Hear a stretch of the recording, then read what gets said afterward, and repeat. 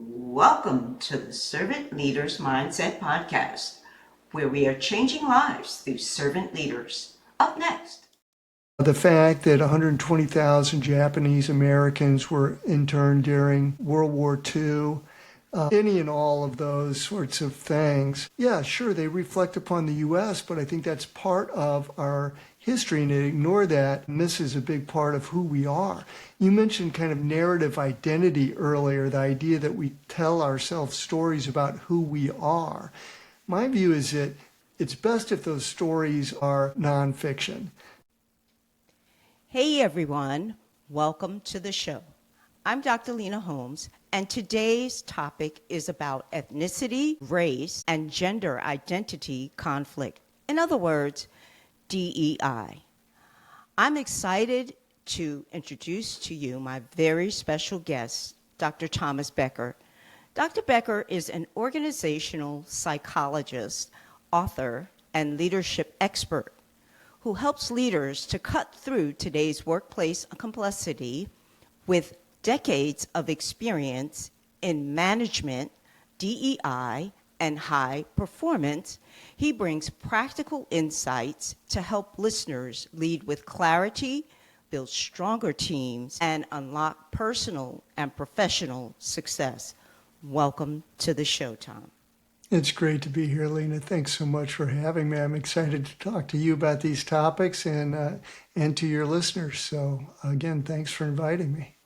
Thank you. It's my pleasure. So, as you know, I don't have to tell you this topic can be an explosive one, and it's probably one of the most divisive issues facing the country today. What led you to studying and writing about this topic from a psychological standpoint? Yeah, that's a great question. Polarization here in the U.S., as you know, Lena, has been such a issue over the last few years. We've always had kind of an us versus them mentality. I think going all the way back to, our history of evolution, where at some point, we were living in small tribes and there was great competition for mates and for food and for, living dwellings. And so that us versus them mentality is so ingrained that it's hard to overcome. And psychologists and philosophers have been dealing with that for many, many years, trying to figure out how we get beyond that in today's world. So I was kind of generally familiar with that through social psychology and my field, organizational psychology, because we have to deal with people in the workplace, and those kinds of concerns arise among teams, leaders and their teams, and just co-workers trying to get along to accomplish something together. So that's kind of where I'm coming from. And the big issue for me has been, well, okay, so you've got people kind of choosing sides in an extreme manner where it's not just, you and I might disagree about something, but not only do we disagree, but because of that, we think of each other as the enemy, or, there's no way to bridge the divide because we're so separate in our minds. And so that's what I've been thinking about for the book is, how did we get where we are with respect to polarization, and what, if anything, can we do to move forward? Okay, so that's a good segue into talking about your book. So you recently wrote this book, and the title is Beyond the Diversity Wars: Why Identity Divides Us and What Can Bring Us Back Together. So in writing this book, if there's only one takeaway that a person can get from reading it, what do you anticipate, or what is your hope that they would walk away? What lesson would they walk away with it from? Yeah, that's a good one, because most people aren't going to take time to read 300 pages every day. So I would say one of the key takeaways is that although social identities are important, whole person appreciation is what's necessary for us to get beyond the diversity wars, the polarization that comes with that. So the notion of whole person appreciation, I think, is really the key takeaway. So, my next question for you, actually, in chapter 4, you dedicate a whole chapter to this idea of whole person thinking in a fractured world. What do you mean by whole person thinking, or you call it whole person appreciation?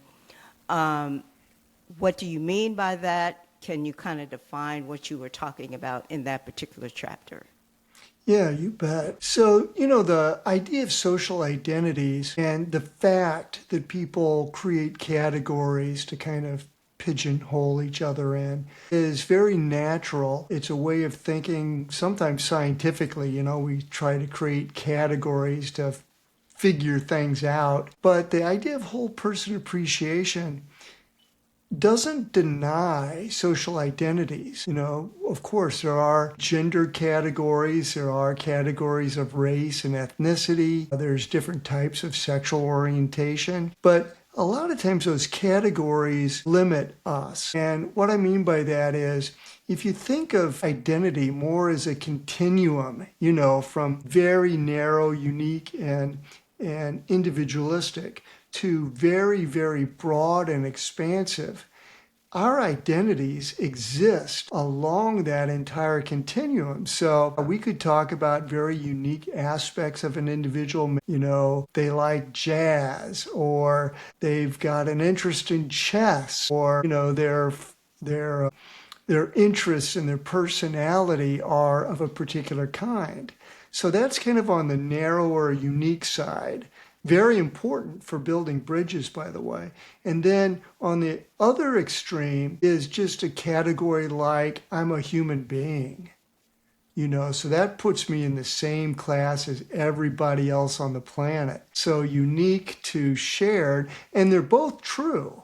Any individual is a member of the class of human beings, and that gives us a basis for shared humanity.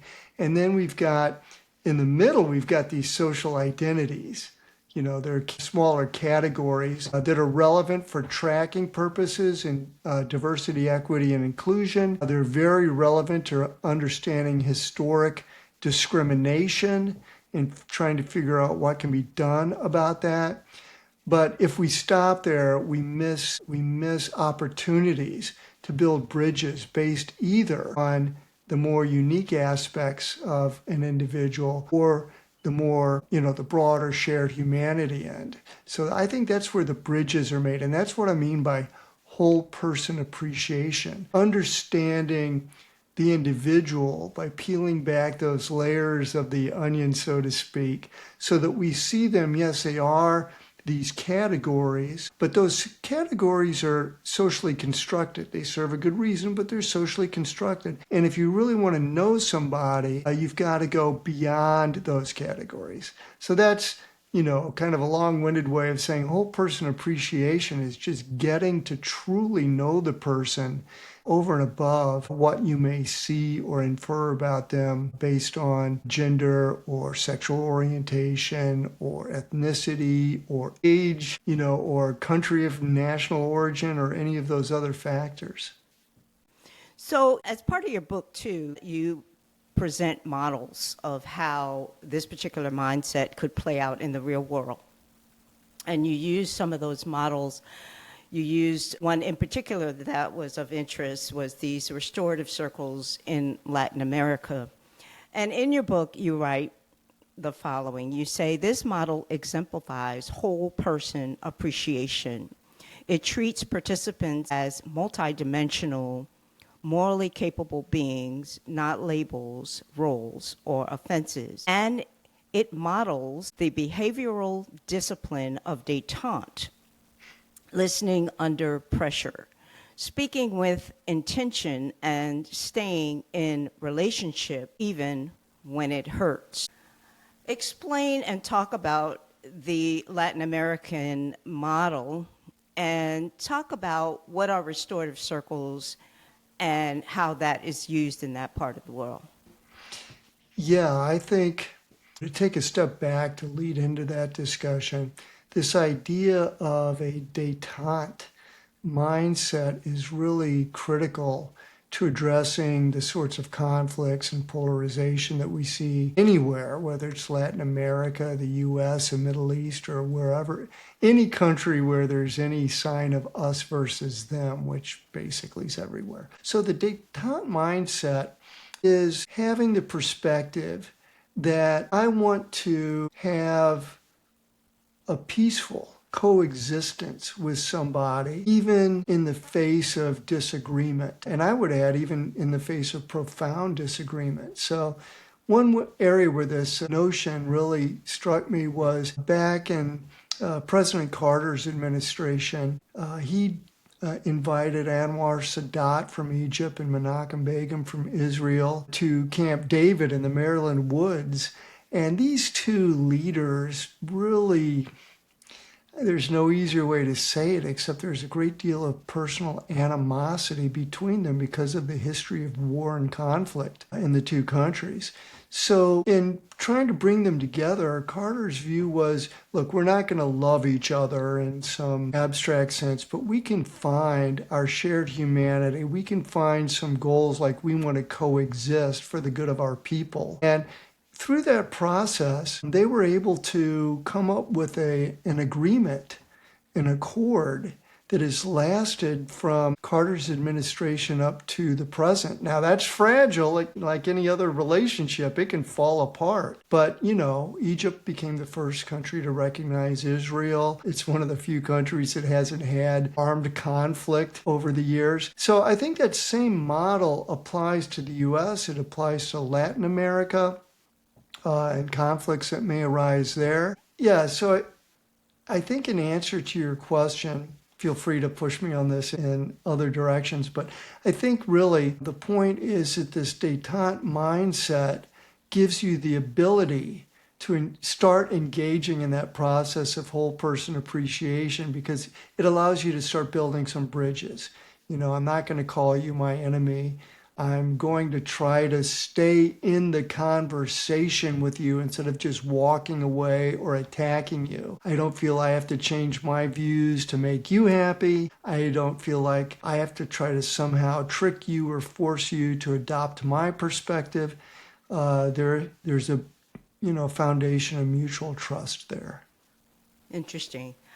Yeah. Well, what struck me about the Latin American model was that it's this big, they get around and they actually gather around in a physical circle, as you explained, and then they tell each other stories about their connections or the fracture in the relationships between the two different groups.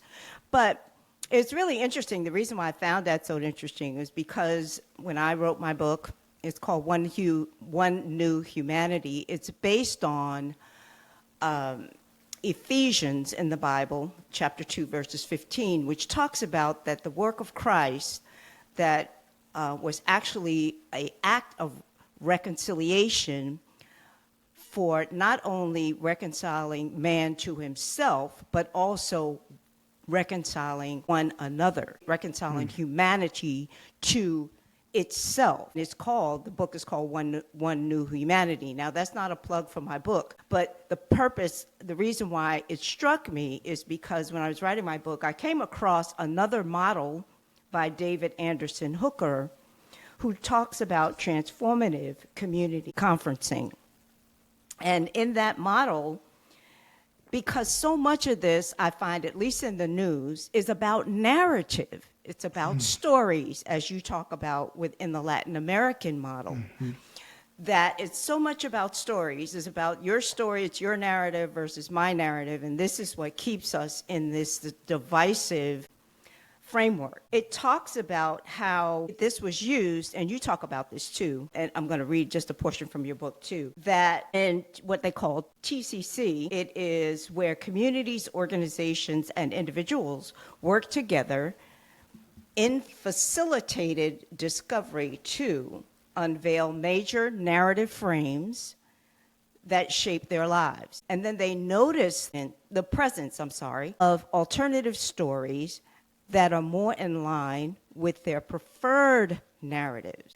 And then they identify the patterns, modes of resource distribution and structures. This is what you talk about in your book too, that would support the community's preferred narrative.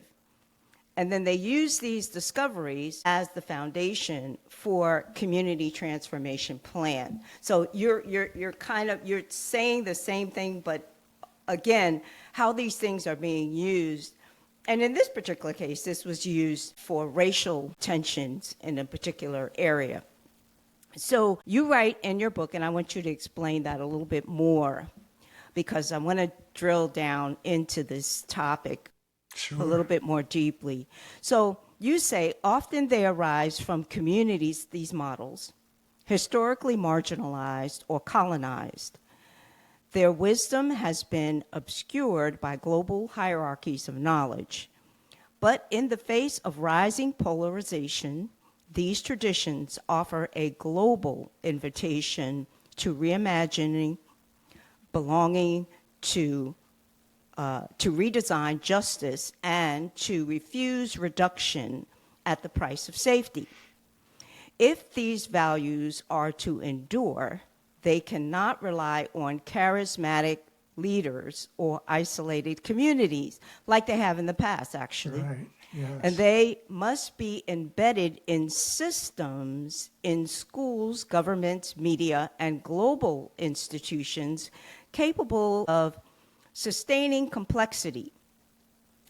The question is not just whether it can be done, it is whether we design for it.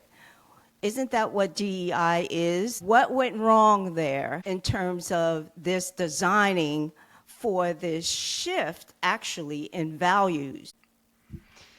Yeah, you mentioned restorative circles a few times, and I think that ties into your question, because one goal of those circles is to basically teach people and give them an opportunity to listen to somebody without judgment as that other person talks about something that's important to them. So, for example, if we're in a team in the same organization, and let's say we start each Monday or end each Friday with a brief discussion about some issues that are important to people on an individual level. For example, somebody might say, over the weekend I attended church and there was this topic of how we can and should bridge the divide between work and leisure or work and family. And that really got me thinking about something. So if you and I are listening to somebody talk about that,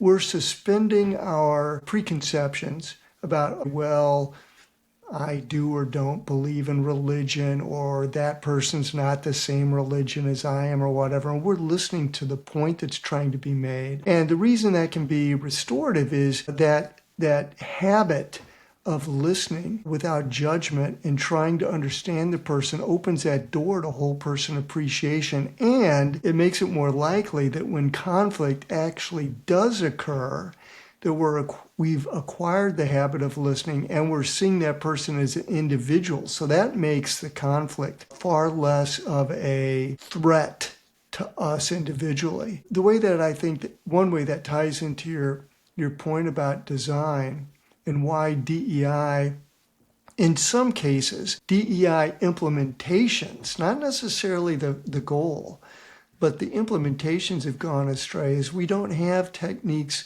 or we don't use often techniques like this to reach the deeper objective of understanding each other. It seems like a lot of times with DEI in the minds of managers, for example, it becomes more performative. Okay, we've got these boxes we need to check, and, we're going to monitor that, and we may or may not like it. We may or may not resent it. Other employees see that it's just a box checking activity, and it can create that divide based on social categories, rather than saying the purpose of diversity, equity, and inclusion is to understand and appreciate our differences, but along that continuum of identity, also find those areas of similarity, and having kind of a détente mindset to see those differences without threat and without feeling like, oh, we've got to agree with, or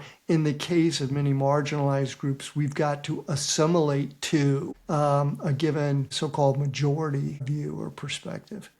So, yeah, I think that in designing organizations and designing societies and education, if our true goal is understanding and finding ways to live amid adversity and disagreement, those kinds of approaches give us a path forward that's superior than just checking boxes and hoping for the best. Okay, it's really interesting because you do an extensive, great scholarship on talking about the history, how it all started, and then it's particularly in the United States. So you talk about the history of slavery and the rise of various movements, including the women's movement and so on, in the United States, and that struggle for equal rights. So why are we now seeing these gains, all these gains that were made are actually being lost little by little? Why do you think that is? You know, one thing I learned in the book, this is both frustrating and encouraging in a way. That sort of progress backlash really marks a history of diversity, even before it was called diversity issues in the U.S. You know, we just had the 4th of July here, as you know, the U.S. Independence Day. And one thing I've noticed is some people believe that recognizing kind of the wrongs that have taken place in the U.S. might be considered non-patriotic. You know, if to love your country means you embrace your country and we did no wrong. I think that's very short-sighted, because to love someone or something, you have to have a true understanding of them. And many times that means you love somebody despite their flaws. And to get at your question about the history, to ignore the fact that genocide took place among Native American tribes, to ignore that millions were enslaved, and then after the Civil War, there was a Jim Crow period where we had segregation and supposedly separate but equal, but never equal. The fact that 120,000 Japanese Americans were interned during World War II, any and all of those sorts of things. Yeah, sure, they reflect upon the U.S., but I think that's part of our history, and to ignore that misses a big part of who we are. You mentioned kind of narrative identity earlier, the idea that we tell ourselves stories about who we are. My view is that it's best if those stories are nonfiction, so that we can see clearly what's happened. And that means the good too. I'm not trying to be the naysayer. That's only who we are. That's part of who we are. But we also had the Declaration of Independence that at its heart said all people are created equal. It's taken us a long time to try to figure out what that means. But we've also had the 13th, 14th, and 15th Amendments to the Constitution, which ended slavery, which gave women the legal right to vote. We've had the 1964 Civil Rights Act, which made it illegal to discriminate against people in the workplace on the basis of irrelevant factors like race and religion and national origin and color. We've had the 1990 Civil Rights Act now, which expands upon that and makes it much more expensive for an organization to illegally discriminate. So we've had a lot of advances. I just think you need to see both of those if you're trying to get a true picture of where we came from and why we continue to have this back and forth, right? This polarization. And I think once you look at the history, the fact that we have what many of us would define as gains, 2 steps forward and 1 step back, sometimes 1 step forward and 2 steps back, depending upon your viewpoint. That is just natural. That's the way change occurs. We don't all jump on the bandwagon and say, yeah, this is where we're going, let's do it. So that's why we need something like a détente mindset and whole person appreciation, because you can expect more of that back and forth. What I hope we can also expect is better ways to continue the discussion and the dialogue without demonizing each other. Interesting. And that kind of leads me to thinking in terms of what is called restorative justice. And as we get into those issues, I think the fractures get even wider. Yes. And so that whole issue, and again, it goes back to also the narrative identities. And it goes back to what you were saying, is staying in the same room even though it hurts. Mm-hmm. And this is going to take a lot of time, and I think that most people, at least it's been my experience, and to me, hence the failure of DEI and affirmative action, because affirmative action was trying to operate within a mode of restorative justice based on past wrongs. And so once you start getting into diving into the details of that, how does that happen? And when you talk about designing something that is pervasive within institutions, how do you reconcile that along with this whole idea of restorative justice? Yeah, I'm going to try to be very honest here and say that absolutely I don't have the answer to this deep of a question. I think the perspective that I'm promoting can help us discuss that more effectively. The first thing is people of goodwill can have very different views of how do we get where we want to go, or even in some cases, where should we be going?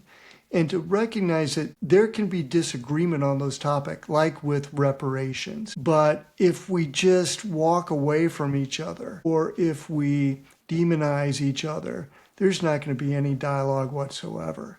So, I've heard both extremes on that argument.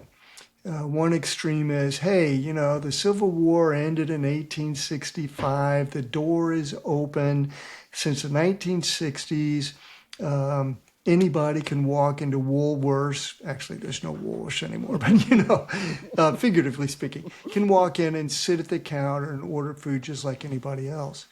But the counter argument to that is maybe, but the playing field certainly is not level. I saw a research article recently. In fact, I posted this on LinkedIn. It got a lot of repostings. And it was an article showing that Black and Hispanic male leaders who were assertive were treated more negatively than were white men who were equally assertive, and even Black and Hispanic women that were equally assertive. So that's that, issue of intersectionality. It's Black and Hispanic men where if they're assertive, they're considered rude. And then that opens up the question, well, why? Why just them? And one explanation might be, well, these are the people who we want to make sure know their place and stay there, So this is where thinking clearly, I really believe, has to come into the discussion, where we don't pretend like we've got all the answers on something as controversial as reparations, but we maintain the discussion. We want to have a conversation. What is fair in this situation? And if you start reparations with one group, do you need to do that then with all other groups? I mean, there's a lot of groups that have been discriminated against in the United States. And then there's very practical questions about economically. How can you do that? How can you do that? What would be fair? So the idea of a détente mindset and whole person appreciation does not provide the answers to those questions, but I do believe it helps provide a setting where they can be discussed in a more productive way. And this is where I think, too, that from a theological perspective, that we could add to the conversation, and that is theologically, at least from Christian theology, but I'm sure probably in other traditions, that they talk about this idea of forgiveness. And this is alluded to also in your book when you talk about the whole apartheid, South Africa, what happened, and also this idea of forgiveness, starting there, because you can't go back and repair. And you're talking about generations going forward that were not a part of that abuse. How do you get yourself to the point? Can we start at a place from a theological perspective of forgiveness and then move forward from there? Because that is really the heart and soul, especially of Christianity. If we start at this place of forgiveness, that yes, you did things, I did things, whatever, right? Can we start there as a place forward? So I think that communities of faith also could add to this, perhaps a different perspective. I don't think anybody has the answer, like you said, and I appreciate your honesty in that, because this really is a tough thing to try to reconcile. And It having is. and having said that, I'd like to pivot to kind of what have you discovered? What are some of the benefits? I mean, I think there are obvious benefits of cultivating this peace-loving, diverse society.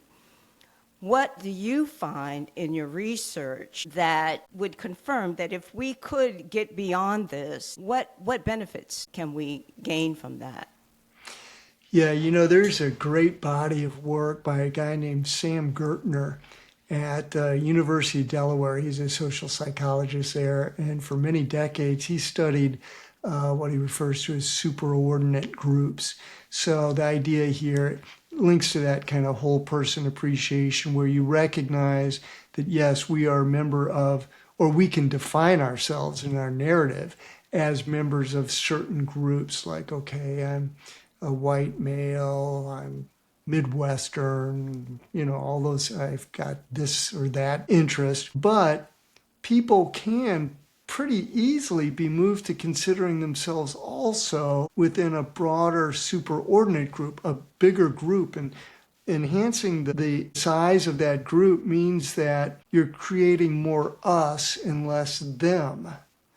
And one benefit to that is not only decreased dysfunctional conflict, not that all conflict is bad, but decreased dysfunctional conflict and better interpersonal relations. So on a personal level, if let's say that you and I had a disagreement about something that we considered important in politics or in religion. Those are kind of the two hot topics you often see. In the workplace, typically, you're told, don't talk about that. We just don't discuss that.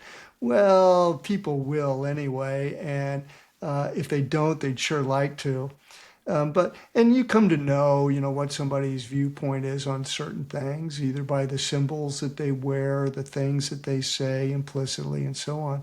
So let's say that you had two people that differed dramatically, politically or with respect to religion. If that's all they focus on, it's hard to get past that.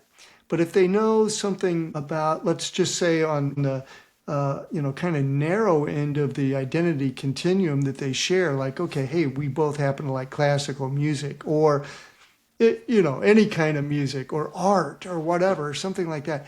That is an immediate bridge to having a bond with somebody. And I don't mean necessarily, best friends, but I mean, first of all, it gives us something to talk about where we're not going to be bitter towards each other. And it opens the door for discussion. I'm not promoting drinking. I don't drink alcohol at all. But just figuratively speaking, it opens the possibility of discussing these kind of more personal topics over a beer, so to speak, and we know something about each other. We're in an environment where we can broach these deeper conflicts in a way where we don't destroy our relationship. So I think the literature on conflict resolution points to these as benefits: less dysfunctional conflict, better relationships, and in the organizations, that's going to mean better teamwork and higher performance. So I think there's instrumental reasons to care about this as well as moral ones. Excellent. Yeah, I was thinking about too, and I can't think of the author's name right now, but there was a book called Blind Spot that was done by two Harvard academics, researchers, and it was groundbreaking work, and it was used, actually, my understanding, in what they got from the research in political campaigns, which is kind of interesting. And from a psychological perspective, they talked about how this is what I kind of started with when I started talking about, I told you about my experience in the workplace about DEI when everybody was so hot on DEI. And that was not my job. So I just kind of just added to the conversation about it. When they talked about associations that we make, when you talk about the fact that you have, and in their research, they found that anybody that was not racially, or they were not white, it was an association made in the brain, which is called unconscious bias, that there was an association made in the brain that if you're not white, you're not an American. And so this whole thing, and they did these extensive studies on how people in their brains make these associations and how it comes out in their behavior. So I think having an understanding was, to me, having an understanding that we do have this innate bias unconsciously, and it doesn't matter what color you are or what ethnicity or whatever, that you accept that and then perhaps move forward from there and try to rework or reframe. And they did with these studies. After people were introduced and exposed to their biases and then try to reframe those biases by having more interaction and the kinds of things that you're talking about, that they actually did change, and those associations in their brain became a little bit more malleable. Yeah, that's a step in the right direction, isn't it? Yeah, it's funny, that discussion of unconscious bias is fascinating because sometimes you'll meet somebody and they'll have, if you're carrying on a conversation. I'll just give you an example. One of my sister's brothers is very conservative. He lives in Texas. He's got very opinionated views on things. He's a great guy, by the way. This is not, he's a redneck or something. He's a great guy. He's a very loving family man and a great sibling and just a good all-around person. But he's very opinionated on some things. And so we'll have a discussion. We go to Tennessee every year in August for a family vacation. A bunch of us go down there. And, we'll be out on the deck cooking whatever, a meal. And we'll get in a discussion. And he'll say, I don't have any biases about that. And I'm always thinking, well, the thing about an unconscious bias is it's unconscious. Of course you're not aware of it. You can't be aware of it, but it does show up, and if you're looking carefully at the way people talk about individuals or certain groups, how they treat people in those groups, you can see it. It's there. And psychologists have shown this in experiments where they've come up with subtle ways to measure implicit biases and to kind of activate those biases without the person even knowing it, but it shows up very clearly. Yeah, I think that's part of the big challenge is that we've got that us versus them so ingrained in us, probably for evolutionary reasons, that, we have it and we're not even aware of it. Yeah, interesting. So we're going to have to end it here. I'd like, could you tell our audience if they want to know more about you, if they want to buy the book, how they would go about doing that? Because I think you really go into great detail about this topic, and I think it's definitely a good read. I didn't get a chance to read the whole thing, but what I was able to see, I think I would definitely recommend it, especially anybody that's interested in this topic. Yeah, sure. Thank you for the lead in there. So the book right now is under review at Oxford University Press. There's a peer review process for scholarly books like this. And if it's published through them, it would probably be the first to mid part of next year. And the best way to stay up to speed on that or to see any other of the other work that I've done and topics that I discuss would be through one of two means. One is on LinkedIn. You can just search for Thomas E. Becker and my site will pop right up. If you search for Thomas Becker, you get a few hits, but Thomas E. Becker will take you right to my site. And I post on there regularly. I've got a website that'll go live in about a month. I'm working with the folks at a website development organization to put that together, and that will be thomasebecker.com. So I just really want to be involved in that discussion and continue learning myself as well. So either on LinkedIn or on my website when it comes out in about a month. Excellent, excellent. Well, you shared some wonderful information, very valuable information on the show, and I appreciate you coming. Lena, it's been a pleasure. Thanks again for having me talk with you and your listeners.